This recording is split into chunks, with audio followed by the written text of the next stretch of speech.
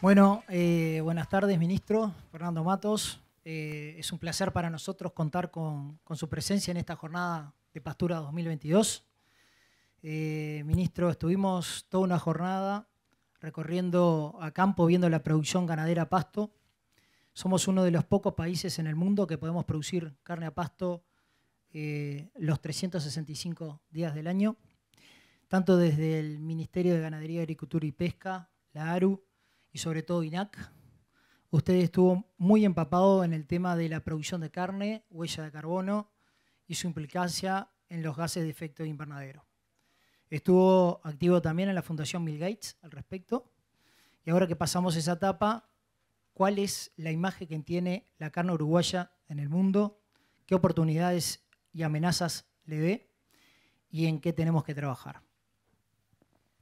Bueno, muy buenas tardes. Primero el agradecimiento por la invitación al dueño de casa y felicitar por la jornada espléndida de trabajo que nos da la oportunidad también de salir un poco de la oficina, cosa que cuesta, lamentablemente cuesta, pero estamos muy gustosos de estar aquí acompañando a la familia Alfonso en esta jornada de trabajo que es tan importante y que convoca a tanta gente preocupada por los temas del campo y del agro. Gonzalo, trabajamos con él en forma muy cercana por los temas vinculados a la producción y el ambiente. Y en realidad este tema es un tema que se ha venido instalando en forma muy intensa, muy rápida. Y yo diría que en términos futbolísticos venimos perdiendo 2-0 tranquilo en el relato, ¿no? ¿Por qué? Porque se ha instalado toda la concepción del aspecto vinculado a la producción y el clima. Y en ese sentido, en el contexto que nos comentaba muy bien Gonzalo, nosotros tenemos una posición que desde el punto de vista del productor ganadero no estamos mal, pero el producto sí se lo ve con una imagen distorsionada. Y es por eso que digo que venimos perdiendo 2-0 y que tenemos que remontar el placar. ¿Quién tiene condiciones de hacerlo? Tal vez el Uruguay sea de los mejores países que lo puede hacer. Pero para ser un poquito más amplio en el contexto que bien explicó Gonzalo, estamos insertos en una realidad que coloca al mundo y al consumidor en una situación de pánico, una situación de miedo, porque en realidad en casi todos los puntos del planeta hemos verificado que tenemos episodios, que lo vemos en el noticiero todos los días, de episodios cada vez más extremos y cada vez más frecuentes.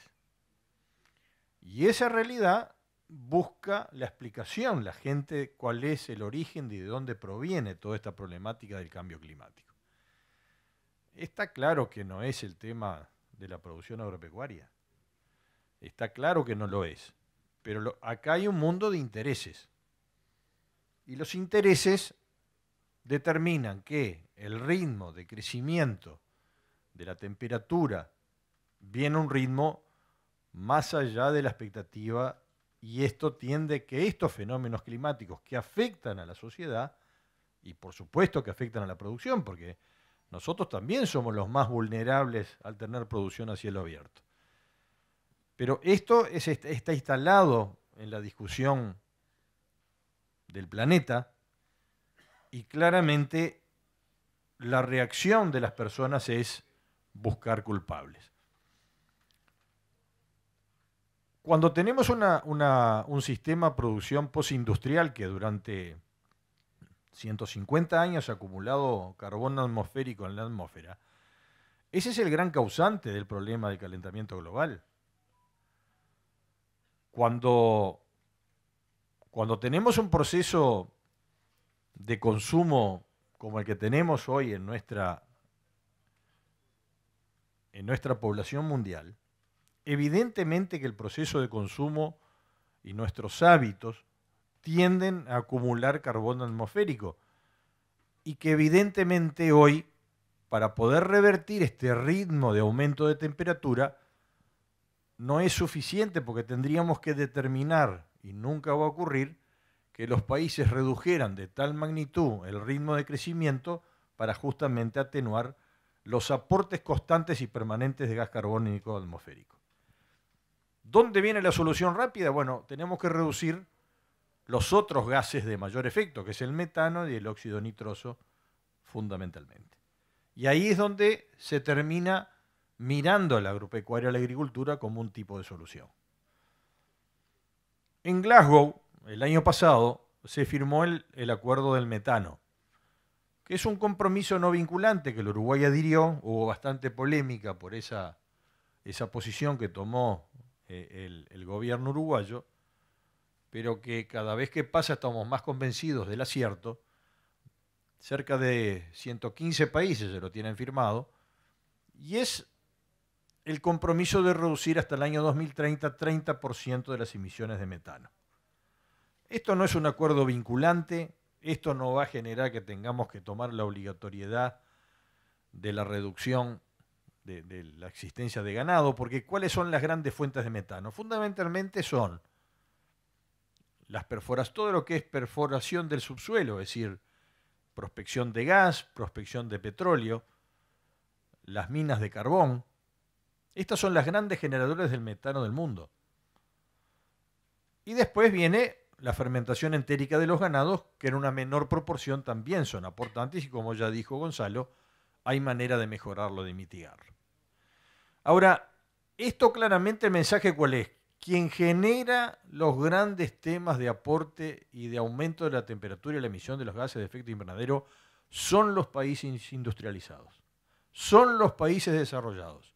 Nosotros, más que causantes, somos víctimas, porque nosotros somos aportantes en el Uruguay del 0,03% de las emisiones totales de gases. Somos una microgota en el océano en relación a los países desarrollados. Y por lo tanto, estos compromisos internacionales que asumimos en las COP, en las convenciones de discusión de los temas del clima, deben determinar que los países desarrollados son aquellos que deben tomar las mayores obligaciones, y especialmente deben financiar a que los países en desarrollo puedan aplicar las medidas correspondientes de corrección para que reduzcamos las emisiones.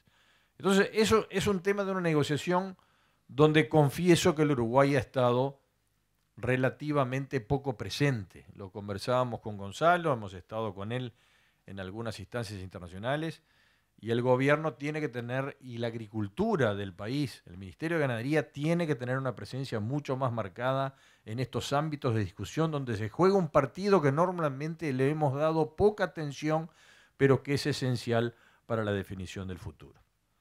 Así que estaremos presentes en Egipto, ahora en noviembre. Sharm el Sheikh es la sede de la COP27. Allí se va a discutir especialmente el tema agropecuario y la aplicación de la cantidad de compromisos, inclusive la financiación de una cantidad de proyectos que van en el encuentro de que nosotros tengamos las posibilidades de reducir y cumplir mejor las metas, que en buen grado las venimos cumpliendo, pero que debemos apuntalar un poco más estas medidas. Ahora, ¿cómo nos llega a nosotros aquí en Uruguay este tema?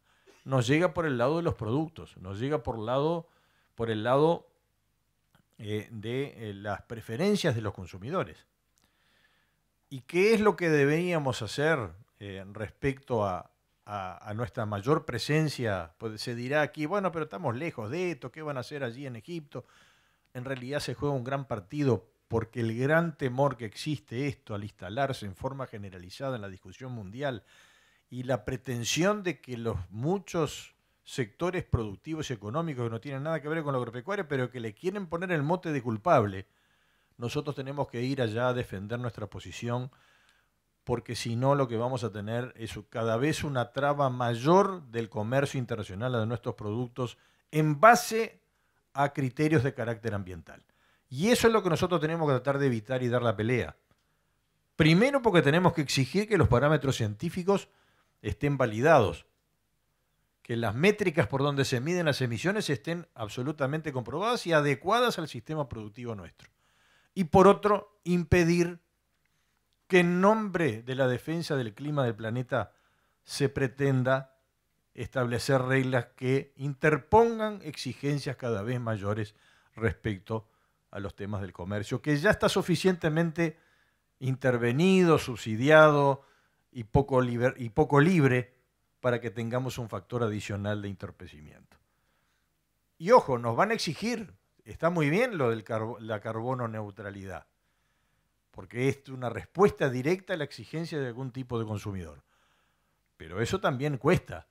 Hay que medir, hay que comprobar, hay que certificar, y todo esto son nuevos procesos de encarecimiento de las cadenas productivas. Y la gran diferenciación que nosotros tenemos, y nuestra gran virtud, es que nosotros producimos alimentos. Y lo que tiene hoy la gran dificultad del planeta, para lo cual hemos tenido algún tipo de ventaja, es un aspecto de inseguridad alimentaria creciente. Lo dijo Gonzalo, la población en los próximos 25 años va a crecer 30%. Pero seguramente la demanda de alimentos crecerá un 50%, porque el aumento del ingreso per cápita y la calidad del tipo de consumo y de alimentación que requerirá determinará que este crecimiento va a ser exponencial y que tengamos, obviamente, que una perspectiva de futuro de demanda muy importante. Y el aspecto de la inseguridad alimentaria se ha instalado con mucho más gravedad este año, en función del conflicto en Europa, en función de los problemas climáticos, donde los gobiernos se empiezan a tener un problema de inestabilidad desde el punto de vista social y político, porque cuando falta la comida, cuando se encarece la comida, los aspectos de protesta y de inestabilidad política son crecientes. Entonces, en este panorama, yo creo que tenemos una gran oportunidad. El Uruguay tiene bienes públicos construidos a lo largo del tiempo, tiene información, tiene un sistema de seguimiento de nuestros sistemas productivos, tiene credibilidad, tiene la ciencia también con nuestros investigadores, que tenemos que respaldarlos y apoyarlos para poder generar esa información. Y tenemos algo que venimos haciendo y fue anunciado en la huella ambiental de la ganadería, que es la coordinación de los aspectos productivos y ambientales en forma coordinada, junto con nuestros técnicos. Más de 50 técnicos están reunidos el 11 de octubre. Estaremos anunciando públicamente cuáles son los primeros resultados y el camino que tenemos que trazar. Yo creo que tenemos una oportunidad, porque también en función de esta inquietud de los consumidores del planeta, hay también una oportunidad de captar valor agregado ambiental. El Uruguay lo va a poder demostrar. Tendríamos que trabajar en ese aspecto y les quedará librado la actividad privada. Nosotros, como gobierno, tenemos que determinar el marco general por donde se mueven estas variables. Pero es cierto, por ejemplo, que existen hoy la discusión de lo que se llama servicios ecosistémicos. Gente que está dispuesta a pagar para mantener el ambiente intacto, para que un monte nativo se mantenga sin talar, para que un área de preservación ambiental también pueda generar ingresos para el propio productor agropecuario. Todo eso es un mundo hoy que lo vemos un poco lejano, pero cada vez más rápidamente se va instalando también como un factor de oportunidad. Nosotros tenemos como poco la posibilidad de fijar la huella de carbono por establecimiento, por nuestra capacidad de generación de información. Ahí tenemos que ver un poco, bueno, tampoco podemos ingresar tanto en la vida privada en el sentido de no revelar datos que son de carácter privado y particular, pero es una oportunidad que tiene Uruguay, que voluntariamente algún productor, alguna empresa pretendan y quieran determinar no solo la huella de carbono, la huella ambiental de su proceso productivo, que es más todavía que el carbono. Entonces yo creo que ahí hay un campo enorme de oportunidades dentro del desafío que se establece y que vamos a tratar de dar respuesta respecto a estos 2-0 en contra que dije, pero que rápidamente se puede transformar en un resultado positivo para todos nosotros. Muchas gracias.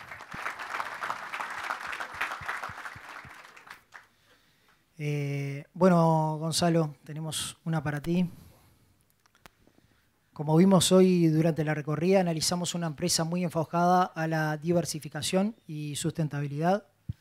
Tiene importantes insumos que fomentan el carbono neutro, como lo que hoy nombrabas, campo natural, pasturas sembradas bajo pastoreo, forestación, corral de engorde. ¿Qué ventajas tiene este sistema y qué cosas tiene para mejorar? no los quiero seguir aburriendo con estos temas, pero yo, por lo que yo pude ver y la información que tenía el sistema, yo creo que es un sistema que nosotros los vemos que, desde el punto de vista de lo que son emisiones de gases de efecto invernadero, es un sistema que ha adoptado muchísimas prácticas para reducirlo. O sea, hoy vimos el manejo rotativo, la inclusión de pasturas, para mejorar algunas fases del sistema, del sistema productivo, pero también sigue conservando una importante área de campo natural. Tiene como desafío seguir conservando esa área, que es importante porque es parte de las características que nos destacan como sistema de producción, pero también ha incorporado otras tecnologías. Yo les mencionaba hoy, como es el corral, para algunas categorías adultas, que es más difícil terminar las apasturas, que son las más ineficientes, ya se han incorporado. Yo creo que la frutilla de la torta, yo creo que es el área forestal que hoy tiene el sistema, ¿no? O sea que yo creo que es un sistema que está muy bien posicionado. Si hoy o mañana quiere hacer alguna certificación de carbono o carbono neutral, sin duda que tiene un avance muy importante frente a otros sistemas que hoy no tienen áreas forestales. Si quiere hacer un certificado de carbono neutral, es muy difícil empezar de cero, cuando ya hoy el sistema está funcionando bajo estas condiciones. O sea que si la pregunta es cómo veo hoy el sistema, yo creo que lo veo bien. Por supuesto que después hay que ver el estudio y hacer un estudio de huella de carbono para ver in situ, tomando los valores, cómo está. Pero sin duda, por las prácticas de manejo que uno ve hoy a campo, yo creo que es un sistema que está muy bien posicionado y para lo que me parece se viene el futuro, le va a poder sacar alguna ventaja. Impecable, muchas gracias, Gonzalo. Una para Fernando Alfonso. ¿Cómo viene trabajando la raza Hereford en cuanto a la huella de carbono y qué metas se plantean? Bueno, desde lo que nos toca a nosotros, que es el mejoramiento genético, la Hereford se caracteriza siempre por intentar generar herramientas para los productores. En muchos casos, dirían todos, es de la mano de Iña, y también es muy destacable, como decía el ministro, el trabajo de la investigación agropecuaria en nuestro país. Hay 2 proyectos que están en curso, uno con algo más de duración, de unos 5 años, que es la medición en realidad es la generación del DEP, de la diferencia esperada de progenie. Capaz que alguno no conoce lo que es un dato objetivo que nos permite medir a los animales en distintas características. Ese proyecto finaliza con un DEP de eficiencia de conversión. Muchos de estos toros que están acá y la enorme mayoría de los remates auspiciados de la raza cuentan con ese DEP de eficiencia de conversión, y hay diferencias significativas. Y el otro es el proyecto justamente de efecto invernadero, de gases de efecto invernadero, que lo vimos en alguna foto con las mediciones con los aparatos. Que también todavía no tenemos datos concluyentes, pero sí lo alentador es que hay diferencias. Entonces, si podemos medir esas diferencias, vamos a poder seleccionar los animales, obviamente, que contribuyan mejor a esa característica, como hacemos con el resto de las características. Impecable, Fernando. Y bueno, una última para el ministro. ¿Qué debería esperar o apuntar el productor uruguayo de carne frente a esta nueva temática, carne-carbono neutro? Bueno, de alguna manera ya lo contesté, pero esto lo tenemos que manejar como una oportunidad. Irse a pelear me parece que no es la estrategia. Nosotros tenemos que, frente a la realidad, sí posicionarnos firmemente con base científica, que exigir que las eventuales trabas o impedimentos de carácter ambiental, que no es una cosa tan lejana. Recuerden que el famoso Tratado de Libre Comercio con la Unión Europea, en su última etapa, fue bloqueado por parte de los europeos en función de un aspecto ambiental, directamente apuntando al Mercosur, pero solicitando, exigiéndole fundamentalmente a Brasil que tomara medidas correctivas respecto del ambiente. Puede ser que sea una excusa, pero en definitiva es un aspecto vinculado al comercio, vinculado con el tema del ambiente. En esto hay mucha hipocresía, ¿verdad? Porque fíjense ustedes que se nos exige a nosotros los productores de alimentos que tengamos una reducción de las emisiones. Pero fíjense la situación energética de Europa hoy. Con la guerra, el gran aprovisionamiento que tiene unos cuantos países de Europa es fundamentalmente la energía proveniente de Rusia. Al cortarse el suministro de gas ruso, automáticamente se activan las termoeléctricas en base a carbón, que son las más contaminantes, no solo porque generan el metano en la extracción del carbón, pero también por las emisiones al quemar el carbón cargando de CO2 atmosférico en la propia generación. La propia Alemania estudiando reactivar los reactores nucleares. Áreas de preservación ambiental que estaban vedadas que fueron autorizadas a los cultivos. Entonces, todo es relativo en el mundo. Los propios ambientalistas, cuando protestan y reclaman que en un extremo cada vez se habla más de que no deben permitirse la faena de los animales, los extremistas ya empiezan a manifestarse en ese sentido.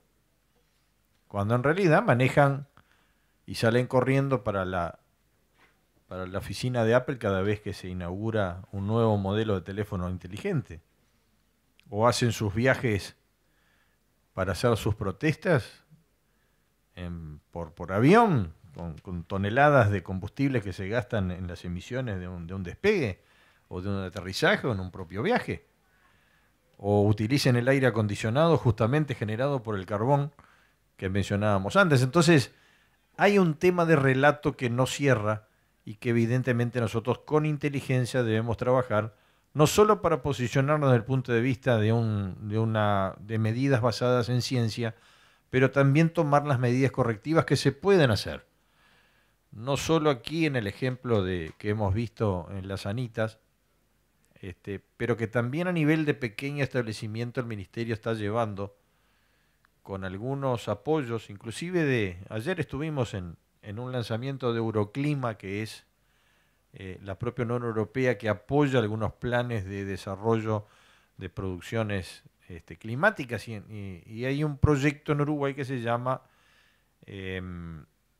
digamos, lo que son los establecimientos de orden familiar, digamos, cómo se puede mejorar el desempeño ambiental de establecimientos de tamaño reducido, establecimientos pequeños de dimensión familiar, donde allí se ha comprobado que desde el punto de vista con aplicar algunas prácticas de manejo que van a apuntar a lo que es la mejora de la productividad, ajustar carga, parcelar los campos, mejorar las pasturas, mejorar los aspectos sanitarios, todo esto que apunta a mejora productividad, mejora de eficiencia, reduce también las emisiones. Entonces, se ha comprobado, tenemos otro proyecto en el Ministerio que se llama Ganadería y Clima, que también es apoyado por la FAO.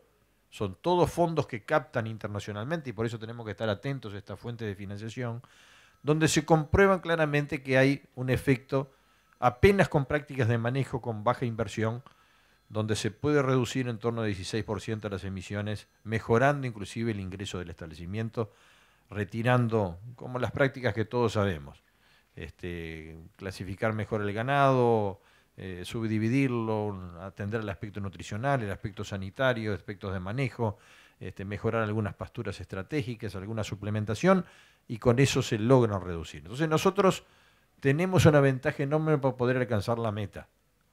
Obviamente que tenemos que usar buenas pasturas y buenas semillas, todo eso ya no está en discusión. Está claro. Pero evidentemente que si nosotros aplicamos sistemas de manejo realmente adecuados a un aspecto que apunte el aumento de la productividad, vamos a estar reduciendo las emisiones. Recuerden que el Uruguay está comprometido con este tema.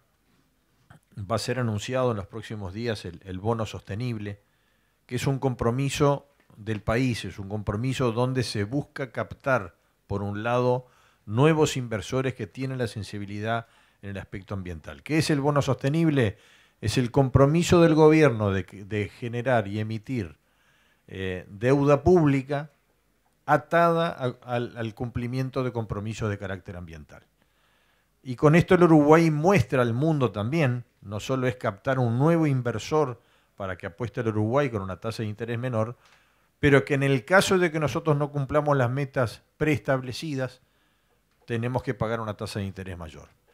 Y eso más allá del aspecto de la captación financiera de la emisión de deuda pública, lo que es importante es que el Uruguay afirma como uno de los países primeros que lo va a realizar un aspecto de compromiso con el carácter del aspecto ambiental.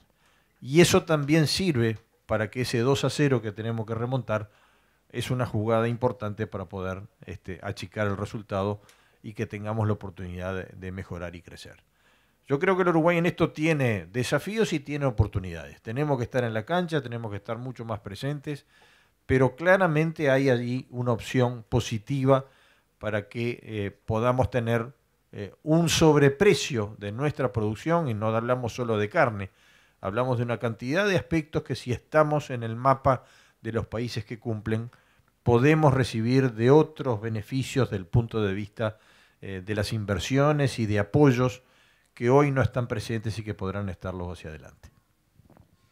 Muchas gracias, ministro. Muchas gracias, Fernando. Muchas gracias, Gonzalo.